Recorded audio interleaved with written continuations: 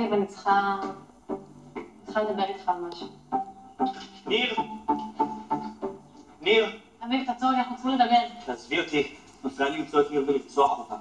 ניר! נו, שב רגע. רדי ממני כבר, לכי לצאת למוח. מה הקטע שלך עם מוח עכשיו? מה הקטע שלי? אני אגיד לך, זה יפה דריה, כי אני אוהב אותך, אבל את פשוט משוגעת. אני יודע שאת לא מפסיקה לעקוב אחריו, לקנות לו דברים ולשים לו בלוקר, לסמס לו, לא יודע כמה, עשרות פעמים ביום, לעשות לו סטוקינג. דריה, את אובססיבית ברמות חולות. מאיפה אתה יודע את זה? יאללה, כבר צאי למוח מהווריד.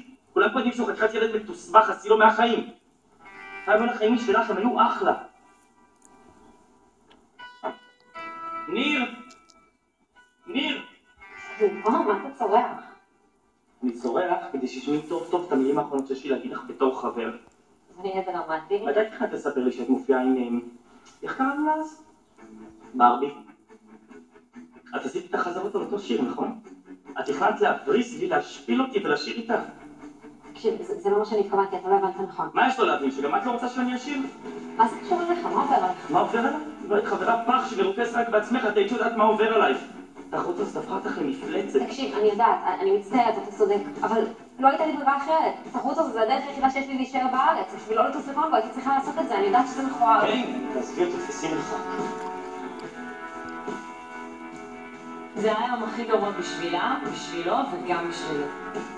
אבל עזבו, לא בא לדבר על זה עכשיו. קדמו.